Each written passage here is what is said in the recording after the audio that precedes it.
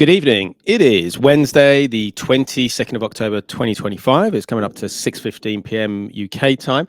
And this is part of my journey, show 59. And today I've got someone who I've only recently connected with, but I've been following along with what she's been doing in terms of vinyl events and promoting women and all different types of DJs in her events, and she put forward quite a lot of the DJs that we had involved in our International Women's Day event in Rook Records back in March. So I thought it'd be great to find out what she's doing, because there's a lot of overlap with community, bringing people together, giving DJs a safe space to be themselves and learn and things like that, which we do on this channel and with what I do. So I thought we'd have a chat and share some ideas. Here she is, DJ MADDØG. Hey, what's up? Thanks so much for being on the show. Thank you. Thanks for having me. Yeah, right. So I need some lights. I need to match your vibe. So you've not been on the show before, and with all my guests when they first come on, I always like to find out who it was who got this musical passion into them. So from a young age, for you, was it parents, brothers, sisters, friends, cousins? Who was it who got you into music, and what age? Without aging myself too much. No, don't have to say an age, just roughly. I don't say how old I am, but my mom was an influence. At a very early age, she was introducing me to like Madonna, the Immaculate Collection, James Brown. I mean, my family's from Indiana, so obviously like the Jacksons and like all of that. So I would say definitely from my mom, but then also I think just the era of being like a 90s, growing up in the 90s and having like MTV and VH1 and all these like music video channels, like having access to that. I know music videos aren't really like much of a thing anymore, but like I would come home from school and I would want to watch. That's what I would want to watch, is the music channels. And just in the United States, you drive everywhere. You're just in the hours and hours in the car. So you don't have cell phones. We didn't have like Game Boys or Switches or anything. You listen to the radio. So it was kind of like music was always around, and I was always being introduced to music because we moved around a lot. When I was a child, I lived in Chicago, Detroit, all across Florida, all over, lots of places. And in each state, you get kind of like a different flavor. Detroit is different than Chicago. Chicago is different than Florida. There's a lot more in like Florida. You get like Latin and a lot more dance, and like Chicago and Detroit, you get more like hip hop and R&B and stuff. So I feel like I absorbed a lot of different genres at an early age. So I think I have an appreciation. I think that helped my appreciation across a lot of genres and wanting to listen to a lot of different genres. So I would say lifestyle and just my upbringing and my mom. Fantastic. We've got Mateo de la Fuente, and he's saying RIP MTV. I know. Well, in the UK, I think it's still in the United States we have it, but it's not the same. We can say RIP because it's not the same. Yeah, but it's amazing. Obviously, we live in a world where we've got the internet. You've got you can access pretty much everything. You've got back then. Obviously, MTV was a big thing when it first came out. It was like just incredible, and it exploded the music industry, didn't it? Especially like you're saying, music videos were a big thing back then. Perhaps not so much now, but it's amazing how much it's got to make you into the sort of the music that you're into. The specific styles of music then, what were you hearing on MTV that was capturing your attention? I loved, it was so funny because there was a lot of pop coming out at the time, but then one of my favorite shows was Pop-Up Video. I don't know if you remember this, but it would play throwback music, like from the 80s. But I wasn't really around for that. So I was getting a bunch of like synth pop and like new wave. And so I really started gravitating toward these things with synth sounds and like electronic sounds before I really understood what electronic music was. So I think I always really gravitated towards things that had a nice sturdy synth, and maybe, the drum machine was just starting to be introduced into stuff. So yeah, I would say I was gravitating kind of towards that stuff. So the sort of synth pop, are you saying sort of going back to sort of the 80s? Like Tears for Fears was like the first like physical format that I bought. I bought it as a CD. So like Tears for Fears, New Order. Like I was a kid. Like I'm a kid in elementary school, and everyone's listening to like pop, and I'm over here. I want to listen to New Order and Tears for Fears. Like I was a weird kid. But that's good though, because it's showing your individuality and musical taste from a young age, isn't it? And I think certainly is Music Factory, yeah. Yeah. Sorry, Joel. Is I had Joel, that. Joel one of your? Yeah, that was it. Joel, not Joel. Yeah. Joel. And we got Jubbons as well. Hi, Jubbons. It's interesting that you were individual at that age, you know, when people were listening to different stuff. You know, it's a bit like me. A lot of the people were into sort of grunge. I'm not going to age myself, but people were into grunge. I was more into sort of like the rave stuff coming through. And again, I felt a little bit on the sidelines because I was listening to completely different music to what everyone else was. You sort of intimated there that you were buying CDs, and that was the first CD you bought. Is that right? It was Tears for Fears. Tears for Fears. Yeah. Okay. That was like the first CD I bought. Like, what a weird. I mean, obviously, we're talking a while ago now, so it wouldn't have been online. Do you remember going into a shop specifically? Yes, Barnes and Noble. I remember because I remember the Lauryn Hill album was like everywhere. Because I think that was the year she like won all her Grammys. I remember that being very like strategically placed in the CD shop. But I don't know. It's just to go out and buy CDs or physical formats. It was like an experience. I remember like really looking forward to that. Here's the next question for you. Obviously, having bought that CD, did you have like a Discman, or did you have a CD player at home? What were you going to listen to it on? The family, we had like our own, system, right? You had multi-CD changer. That's what we had. You could put like 10 CDs in there and you click which one you want. So we had that system, like hooked it up to whatever the amplifier or whatever. Oh man, that's taking me back. I haven't thought about that in a long time. That's part of what the show does. You mentioned a CD changer, and I had one of those stack things, but I wasn't as fancy as a 10. I had a 5 CD changer in the bottom, but it was like, again, you bought one CD and then, right, I better buy another 4 to try and fill this thing up. Again, we're talking about a different world because, again, before the internet, before Spotify streaming, before YouTube, all of that, you had to physically buy something or listen to it on the radio, didn't you? And the whole experience of just buying it and taking this, like, the plastic off and opening it and the sleeve and looking at all the art and like maybe there's lyrics and the credits and like it was a whole thing and it's cool to see that kind of stuff coming back now because that was such a huge part I think of my childhood, that appreciation with the physical aspect of music. It's a different more intimate relationship with the artist and the music and the package. Yeah, and like you say, it's good that the younger generations seem to be getting back into the physical ownership of, be it records, be it CDs, be it cassettes, whatever. It's great that the new generation are doing basically what we did, however many years ago. So that's your first CD. I assume you then go on to buy more and start a bit of a collection.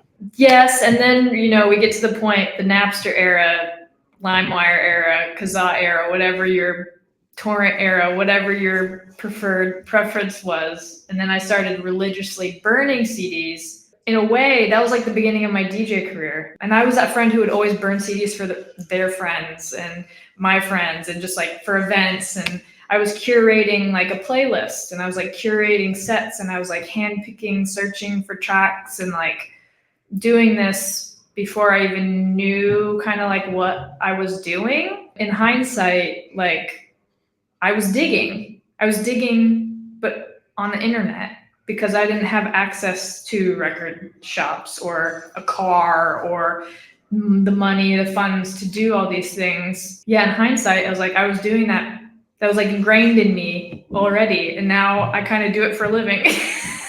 Yeah, I mean, it's amazing how things that you do when you're younger end up sort of forming what you do later on in life. Certainly hobbies Yeah. or whatever you're doing. So you're finding stuff on Napster or LimeWire, wherever it is, and you're putting together effectively like A mix. a mixtape. Yeah, a mixtape. But I suppose you're not mixing it together. It's like a compilation potentially. You're curating a CD, and then you're sort of handing them out to your friends, and like you say, it's the beginning of a DJ career. Kind of, and you don't even know. It wasn't like a conscious decision. I was like, I'm gonna be a DJ. It just kind of, I don't know, kind of it just happens. So where does it progress to there, where you actually then do a bit more what DJing is expected to be these days? Well, it got to a point. I'm in, I'm older. I'm in my 20s. I'm going to parties, whatever, and I don't see myself represented behind the decks like over and over and over again. And I think there was a point where I was just like kind of sick of going to these parties and not seeing myself represented. And I was like, you know what? I'm just gonna I've always loved music. I love dance music. I have a huge library of music because I've been downloading and like doing all this stuff for years. I'm gonna start DJing. So I just get virtual DJ, like the intro software and little Newmark controller. And I just start DJing like on my porch for my friends and like fundraisers. And then I start getting asked to like open for people at nightclubs. And then those nightclubs ask me to have my own night. And then the nightclub across the street hears that I'm DJing and wants me to come to their night. And then I start getting booked for corporate events and then weddings and then clubs in other towns and then other states and then and it just kind of snowballed into something that I wasn't like pushing for, but I think it was because it snowballed in the way that it did. It's because someone like me was needed, because where I'm from in the Midwest, it's not New York, it's not LA, it's not like a super metropolitan place. So I would say it's less diverse. I was different. I think it worked in my favor. And I like the whole, you didn't feel you were represented, so you're going to do something about it. You didn't just sit back and say, "Oh well, that's just how it is." You were like, "Okay, well, I'm going to do myself and become a DJ." And it must have been great to see that and potentially be a bit of a trailblazer for other people to sort of follow in your footsteps as well. Did you find that? Did you find once you were representing that other DJs came through? I think in my area in the Midwest. I mean, obviously, I'm not from like New York or LA. There's tons of people doing cool stuff like over there and has always been. But I think like in the Midwest and part of these like rural parts of the country, like there's not a lot of folks like me. And definitely like, I think at least if I were my younger self and I saw someone like me at the club, that would be really cool because I didn't have that. I literally never saw a female DJ out in the wild until I started doing it. And then I'd meet other people from like different towns or cities or OG, like one of my mentors is like an OG turntablist from like the rave era, plays jungle and drum and bass and stuff, but like from back in the day, but she like kind of stopped DJing. So it's like those people did exist, but they stopped at a certain point. So you started off with virtual DJing. Up to this point, are you still sort of using digital? Or does there come a point where you start collecting records? I don't do digital anymore. I think that I hit a point, I think when I came to London embraces vinyl much more than I think the United States. Like, and dance culture and DJ culture is just different, I think, over here than it is in the United States. It's more open. So when I came here, I tried to DJ one time on CDJs and I hated it. I got booked to play and I did it and I was just, my soul felt so crushed. So I think that was the final nail in the coffin where I was just like, you know what? I think I'm going to be purely vinyl now because I'm in the environment that allows me to and appreciates it. Like I'm ready to fully go just all vinyl. So I only do vinyl now, but I used to do digital.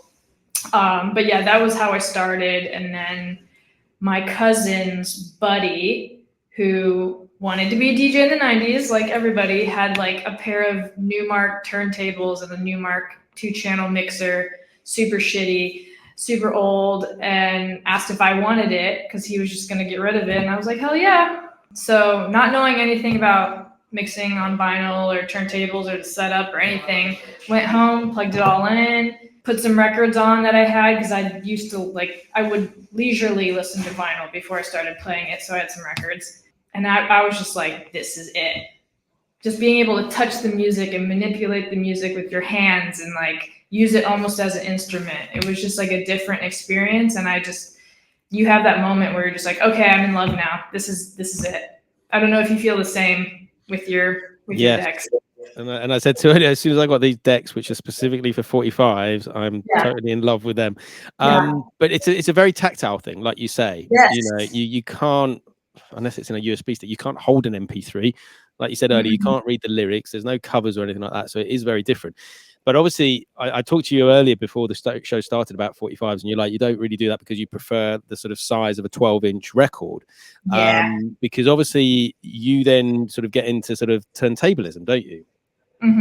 Yeah. Who first introduced you to that, and why was that something that interested you? I don't think anyone introduced me to it. It was just something that you play around, you find your mixing style. My mixing style is very much, I love to chop, I love to scratch. I've started messing around. I saw Egyptian Lover maybe like a month or so ago. I've seen him a few times. I love Egyptian Lover. Incredible turntablist, incredible DJ. But he like does all these like tricks, playing stuff backwards and doing stuff. And like, I love that. That's just my style. I like, sneak peek and stuff and like messing with acapellas and instrumentals and whacking stuff together that's not supposed to be together, but it sounds good. So that's part of the creative process, isn't it? And the turntable is an instrument. If you use it in the right way, you can just actually just play a record and not do anything with it.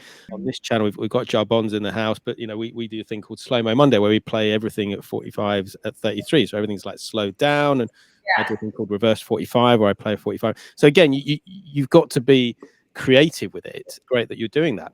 So are you being taught this? Are you picking this up from, like you say, going to gigs? Have you got any mentors in the turntablism side of things? I see things that I like with the Egyptian Lover. Last time I saw him, he was playing this record backwards, and it was a Kraftwerk track. It was numbers, and I knew it because I had that record, and he was playing it backwards, and I knew what that was even backwards, and I was like, how is he doing this? I was like, this is so freaking cool. So then I'm just like, okay, so I Google, because it wasn't a function. He was doing it another way, and I couldn't see over the booth like what he was doing, but I could hear it. So I Googled it. And I was like, how do you do this? And you have to like elevate it, and you have to turn the head shell like upside down, take it out, turn it upside down, and take the weight all the way back so it tilts up and plays it like that way. And I was at a gig one night, and I was like, you know what? I'm just gonna try this because I want to see if this works. So I found like a roll of duct tape, and I put it on the center, and then I put my record on top, and I did that whole upside down thing, and it worked.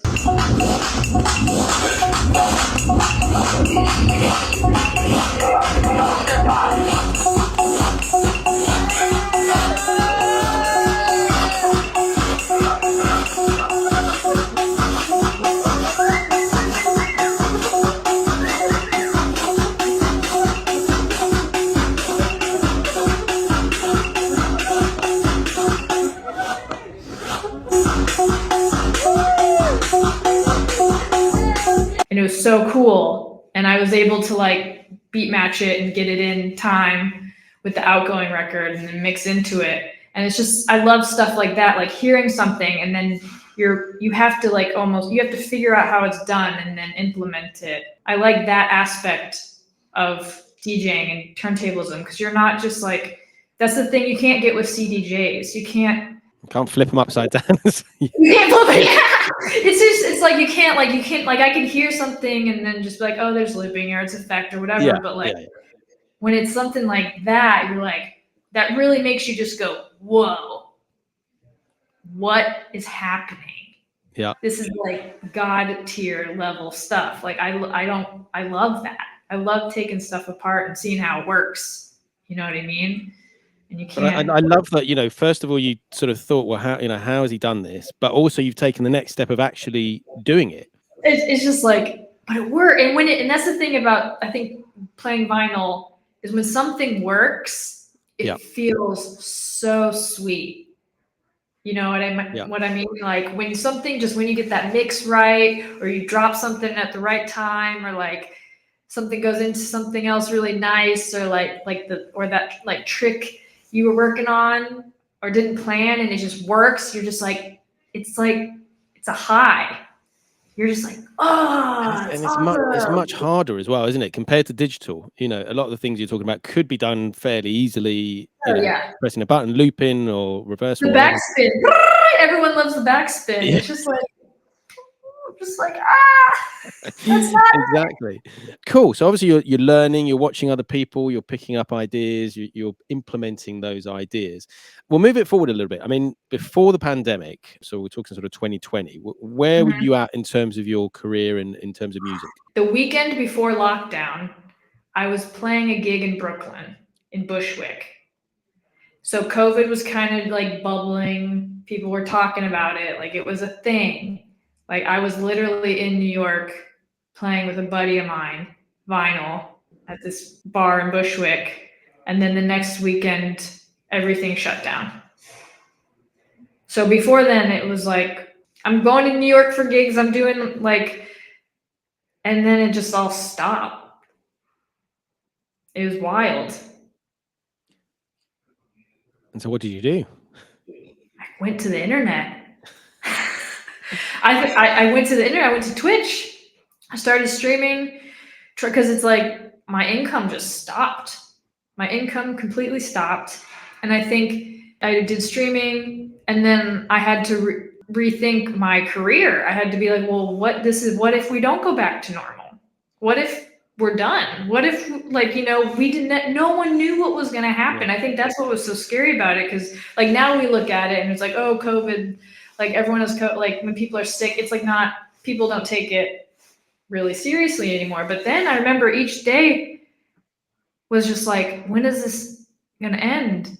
Is this forever? It's like, you didn't know. So I actually, during COVID, I came to London. I went to Point Blank, which is a music production school, and I took some sound engineering and music production courses because I was like, what if I don't get my job back? I'm going to need to fall back on something. So I came here to do that. As soon as I got here, you guys went into second lockdown. And so a lot of my courses were online, but I fell in love with London. And I was like, this is where I need to be. So if it weren't for COVID, I don't think I would be here. Pause there for a minute, because obviously you said you went on to Twitch. Now, did you know Twitch before then? Were you a gamer? No, not a gamer or anything like that? My partner at the time was a gamer. Okay. So they were really savvy on that. And so they really helped me. We talked earlier about OBS and Streamlabs and all that. They were really helpful with helping me navigate what to go on, what to get, what to do. And then, so I was able to get on there pretty quickly, and I built kind of like I still have a profile on Twitch. I don't do anything on it anymore, but I was doing like 3 to 4 shows a week, mixes, workshops. I would do like a request show. Like I just was like doing whatever I could. And I think and we talk about mental health. I think that saved my mental health during the pandemic, was going to Twitch and programming and connecting with people that way, because that was the only way we could. I was talking about this some the other day. You know, you have to have some sort of purpose in life to keep you going. Mm-hmm. And especially if you've been creative, been out DJing, doing events, and then suddenly that all stops, you know, if you're not doing something, you know, your brain's just like, it's just going to be in turmoil, isn't it? And yeah. And we talk a lot about on the show, you know, the fact that I can literally switch my computer on, switch my stream on, stream, and there'll be someone I know from my community, people dropping in, we'll have a chat. You know, that's really helpful for me, but equally the people. So that helped your mental health. Did you find that you built a community that were also helped by the fact that they were able to sort of connect with you on a regular basis? Oh yeah, I mean, and it was people like that we used to just months ago be IRL in the club, and now we're confined to our home. So it was a way to still have those connections to the old times. And then also, you know, I had subscribers and people could tip, and like, so there was multiple benefits to that, you know, financially and emotionally. So I'm super grateful to the community that stuck with me during that time. I think, you know, people like will message me sometimes about the show and be like, remember this? And that was so great. And I would tune in, and like, it's just weird to think that like during that time, people were watching stuff in their living rooms of me being silly on Twitch, and like, it's just wild. It feels like a fever dream. It's just like, yeah, I mean, obviously I'm still on it, and it's interesting having been on it for 5 years and seeing how it's sort of progressed. And we've still got, we do a regular show every Saturday, and we've still got a lot of the community who've been with us for the whole 5 years, you know, 5-6 years, whatever it is now. It's those little points, and I remember certain parts during streaming where something would happen or a DJ would play something and whatever, and it is those moments that you would normally have in a club or normally have in a bar or an event that you shared online, albeit you're not in the same room, you're all still sharing that idea or whatever's going on at that time, and that's really important, wasn't it? yeah. You moved to London, you fall in love with London, you're doing point blank courses. We come the other side of the pandemic. Once lockdown had sort of ended here in the UK, where did that take you with your music? After my coursework, I went back to the United States, kept DJing, saved money, and then came back to London to do a master's degree. I did a lot of study on turntablism and gender, finished my degree. Vinyl B1tch came to fruition, and now I work in artist management. And we were talking about the rave scene and stuff, so I work with Faithless. Amazing. Management team. It's Insomnia's 30th anniversary next month. God, that's crazy. Me. 30 years. That's so, I know, so crazy. But so it's like, it's just like full circle moment for me, working with people who I literally like idolized as a kid, and like, you know, our dance music. And now I get to talk and see them on a daily basis. It's a very pinch me moment. So yeah, so it's just wild how that's led me kind of here as an adult. Let's talk about Vinyl B1tch. Obviously, you've referred to it, and obviously that's how we sort of connected, because we did the International Women's Day event in March, and you recommended some DJs for that. And I think it was Jamie, Michaela was going on to play at Vinyl B1tch afterwards. And then I was sort of like, oh, that's interesting. And then I sort of started following what you were doing. Definitely sort of comparisons and similarities with what I'm doing in terms of community and bringing people together. But if anyone doesn't know, tell us what Vinyl B1tch is and what it represents. All right, cool. So Vinyl B1tch, we are a community, not a collective, because I feel like sometimes collectives can feel very exclusionary instead of inclusionary. And we are a community. So that means anyone can be a part of it, support it. We are geared towards FLINTA vinyl enthusiasts and DJs. For those who don't know, FLINTA stands for female, lesbian, intersex, non-binary, trans, agender. So pretty much gender marginalized folks. The idea is to just demystify turntable technology and like kind of mixers and the systems and troubleshooting and just vinyl culture in general, you know, taking up space in record shops. And because those do tend to be, I mean, we've all seen the movie High Fidelity. I mean, they tend to be very male dominated, and as like a newbie vinyl collector, it might seem very intimidating to go into those spaces and look and ask questions and, you know, feel judged for what you're purchasing or whatever, whether it's, you know, actually happening or just or not. It feels very intimidating. And so, yeah, we try to kind of encourage people and nurture people and inspire and mentor to just kind of get more gender marginalized folks on the decks, behind the decks, and represented on lineups. When you say mentoring, does that include sort of DJ workshops? Are you teaching the basic skills? Totally. So we hold open decks and we do club nights and we do workshops and we do record crawls. And our kind of bread and butter is the monthly open decks at Dulce's Superstore, which is like an iconic queer venue here in London. And we do that every first Monday of the month. And 30 minutes before every open deck session, we do a tutorial segment. So people, whether they're part of the open deck or not, can come and just touch all the bleeps and the bloops and see what they do, you know, scratch the needle, like fuck with shit, see what it does, see what it doesn't do, in an environment where you don't have to feel shame for like making a mistake or anything. So like, and the idea behind the open decks is also like, there's no barrier. It's free. I bring like a bunch of records, so you don't even have to own vinyl. You can choose some from my collection. You don't ever have to have had any experience because we do the tutorial in the beginning. All you have to do is just show up.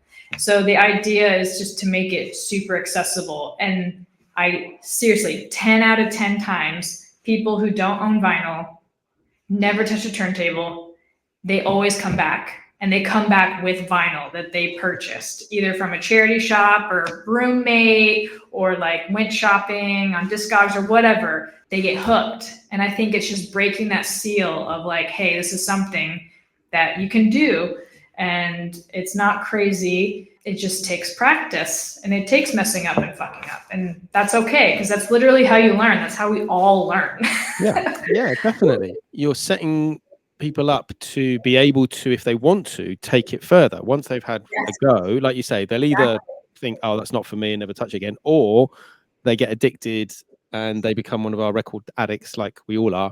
And then it's just a slippery slope to the bank where you don't have any money left. But it's the way it sort of goes. But I also love what you mentioned about troubleshooting, because if you're a vinyl DJ and if you do go into venues, there's always something, you know, the decks aren't plugged in right, or the mix is a bit different to what you've used. I think that's an important element as well, so that people get that confidence, so that if and when they do go and play somewhere else, they've got that confidence. Oh, I've used that mixer before, or I've used those decks before, or I know what to do if there's a bit of feedback or whatever, because that's a big part of it as well, being a vinyl DJ.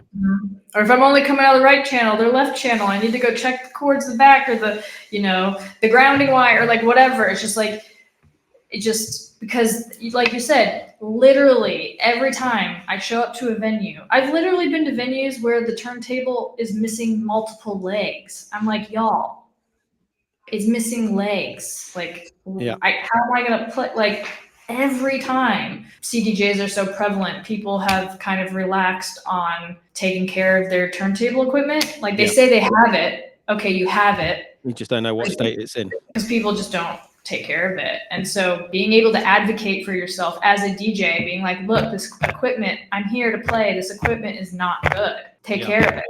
Or get someone to take care of it. Like, being also that confidence of advocating. Some people don't like their turntables in battle style. Please put it horizontally. Like, just being able to advocate and ask for what you need and what you want, I think also is like really important. Yeah, and having that, like we said, having that confidence to know what to ask for and do that. So you start off with a tutorial section, and obviously then it's open decks. So people sign up on arrival, or sign up in advance? How does it work if people want to get involved? Good question. So I always do it in advance, because that's the other thing I think is really discouraging, especially with vinyl. If you come across, I get people who come from Brighton or from Oxford or wherever. If you come all the way there with your records and you don't get a chance to play, that's so discouraging. So I always do signups, and you know ahead of time when you're going to play. You get a Google Calendar invite. You know exactly like what's going down. The least amount of discouragement as possible, because that's just like, that breaks my heart. The idea of someone showing up with all their records and not being able to play. Yeah. If you sign up, I clearly communicate and let you know, like, hey, here's your slot, confirm it on the calendar. We're, ready to go. So yeah, sign up ahead of time. And music, I'm assuming there's no policy, or do you have a policy, or can people Nope. play whatever they want? Anything goes. I love it. Someone played a punk set recently and it was so sick. It was so cool. Like we get everything. World music. And London's so diverse in that way. It's really cool for people to bring their like heritage and their like background to the decks. I love, like, we get a lot of like Southeast Asian folks, like them bringing that. It's just like, it's so cool. And then obviously you get like house, techno breaks, all that. I have this girl who is Portuguese and she just got back from Brazil and brought a bunch of like old school ballet funk. And it was just like so sick. So people, now it's to the point where people are traveling and then getting vinyl and then bringing it and playing it at the open decks. And it's really, really sick. Yeah, that's definitely an addiction, isn't it? You know, when you fix your holiday and the first thing you're doing is, where's the record shops? Oh, the same girl said that before she got there, she ordered vinyl to her hotel. That's like next level. Amazing. Yeah. Amazing. The next thing is to get the record dealer to come to the hotel. Right. Well, that's super bougie. That's the next thing. But yeah, and I love it. And like I said, it's definitely got similarities. Obviously, we focus just on 45s when we're doing our events, but again, people get a 30-minute slot in advance, and again, they can play whatever they want, which is great. Because it's also very different to going to, if you go to most events, it might be a drum and bass event, or it might be a house event, or it might be a reggae event, or whatever. What you're doing, what we're doing, you know, people come along, they're not going to get bored, because even if they don't like that music for that 30 minutes, someone else is going to play, and then something else. And I think that adds to the whole vibe of the event, you know, makes it eclectic. I think so. It's just like, it sounds like a playlist or a burn CD or a mixtape. It's like, I like that. I don't want to hear this. I'm sorry. I don't want to hear techno for 5 hours. Yes. I love techno and I love house and I love drum and bass and I love jungle, but I cannot do 5 hours of that. It's too much. It's too much. It's too much. And, you know, if you're in the right environment and that's what you want, fine. But the venues that we sort of tend, certainly vinyl DJs tend to be, like you say, record shops, maybe cafes, maybe bars, maybe, you know, you've got a decent venue that you've got for your event, but they're slightly different, aren't they? They're not where people are expecting to be clubbing and sort of dancing the whole night through or whatever. You know, it's somewhere that people can hang out, talk to each other, and that's a big part of it, and be part of the community, isn't it? And that's what you feel. And also it's cool to see, I mean, people do end up dancing. We had this Chicago footwork crew, they're called Afterworks here in London, and they've come through and like danced. And I mean, it's cool, also cool seeing people like talk, like share, like they're strangers at the beginning of the night, and then at the end of the night, they're like talking about vinyl with each other, and, you know, like looking at each other's records and like looking at the art and looking, you know, and it's like, it's just cool seeing that happen in real time. I think that's one of my favorite parts of Vinyl B1tch. It's the same with me. I think when we did one of the London events, we had Jawa Jones and Ms. Monique. They hadn't met before. Jawa Jones was playing. Ms. Monique had come down as well and had been playing. And then they left there like best of friends. You know, they're like, when are we going to meet up again? You know, we should DJ together, you know, that sort of thing. And I love, and just like, you know, you bring people together and they connect.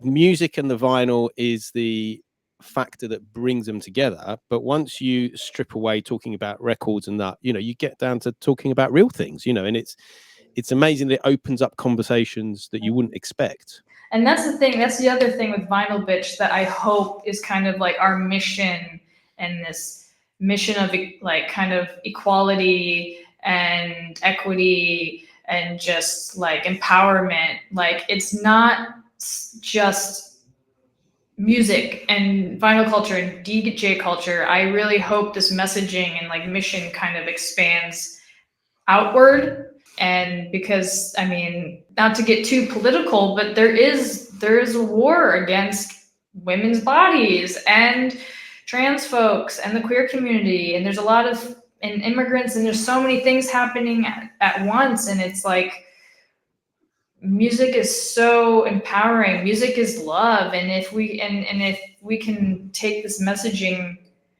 outward, and I don't know, I think that's what I hope. That's my hope with Vinyl B1tch, is to just this kind of stuff permeates other areas of people's lives. And I hope so. And I think there's a few things obviously that come out of that. Yes, we're in a pretty fucked up world at the moment. There's so much going on that it is not a distraction as such, but it's like helping people deal with what's going on, because they're like, okay, that's going on over there, but I can go to this safe space where there's people like me, like-minded people who are into the same thing, and I can hang out and we can sort of put that aside for 5 minutes, and sort of not think about it. But obviously before the show, you mentioned that one of the, not surprises perhaps, but one of the things you weren't quite expecting is how much of the trans community would be getting involved. So do you want to talk about that part of it? Oh, absolutely. And I mean, that's also my, creating Vinyl B1tch. I went, I knew that was a community that was going to be very integral to it. And I wanted the trans community to really be a part of this, but I didn't expect them to show up in the numbers that they are showing up. And I think that just shows that this kind of safe space within DJ culture and vinyl culture is so needed. And like I would say 30% of our signups are trans. We're throwing a 2-year anniversary party next month at Dulce's Superstore. We've got, same thing, about 40% of our participants are trans and non-binary. So it's just, and you don't see that on any line. I'm sorry, I don't see that on any vinyl DJ lineup. Yeah. Something like that. I'm not seeing 30 to 40% of the lineup as trans or non-binary. And we've got 15 DJs playing, and they're all FLINTA. So that's another thing, is kind of like a FU to all these DJ lineups that are just men. It's like, come on, guys, I can get 15. Like, let's do a little better. So I think it's been really important. Yeah, it's really blown my mind, and I'm so grateful. And I think it's a testament to Vinyl B1tch and how safe the space feels that these folks are showing up in the numbers that they're showing up. I will continue to advocate for them so hard, because it's real. There's not a lot of space carved out for them. So Vinyl B1tch is celebrating 2 years very soon, isn't it? Do you want to tell people the date? Okay, November 13th. It's a Thursday. Thursday's the new Friday. It's at Dulce's Superstore. So we're doing kind of like an early evening to late hours event. We're going to start with a record swap. So Dulce's Superstore is 2 floors. So downstairs, we're going to do a vinyl workshop, and then like turntable workshop, DJ workshop. And then upstairs, we're just going to have DJs the whole time from 7 p.m. to 2:30 in the morning. So yeah, there's different programming, but yeah, the idea is just like big love to vinyl and FLINTA DJs, and just there's so many different genres being spun. We're sponsored by Technics, so they're sponsoring the equipment and some swag. We're getting some love from Discogs and Mission London and Recycle Vinyl and Flashback Records. It's going to be a banger. And it's only 2 years in. Yeah, so it's something to celebrate, and ADE started today, so I'm really trying to manifest something with Vinyl B1tch at ADE next year. You mentioned record swap. Are people bringing records, and is it literally just a swap, or are people buying and selling? So it's literally, again, a swap. So like you bring records and you swap them. And I have a stash, and it can also work like a donation. Like if you got records that you just don't want anymore, bring them to the record swap. Someone will take them. Yes. I'll use them for teaching or the open decks. But yeah, the idea, that's kind of like the icebreaker. Like come chat about vinyl, just look at what people bring. And I always think that's a fun little, because it's at 7 p.m. People don't really have their liquid courage yet. Not yet, no. So I think it's a nice little icebreaker, and then we'll have DJs playing, and it'll be wholesome and cute, and then it'll turn into a rave about 10 o'clock on. Perfect. Sounds good. You've mentioned ADE, obviously, Amsterdam Dance Event, in case anyone doesn't know. I'm sure everyone does who's watching. But, where else would you like to sort of take Vinyl B1tch? So far, we've only done programming in London, but I would love to obviously go to Amsterdam. Berlin is on my map.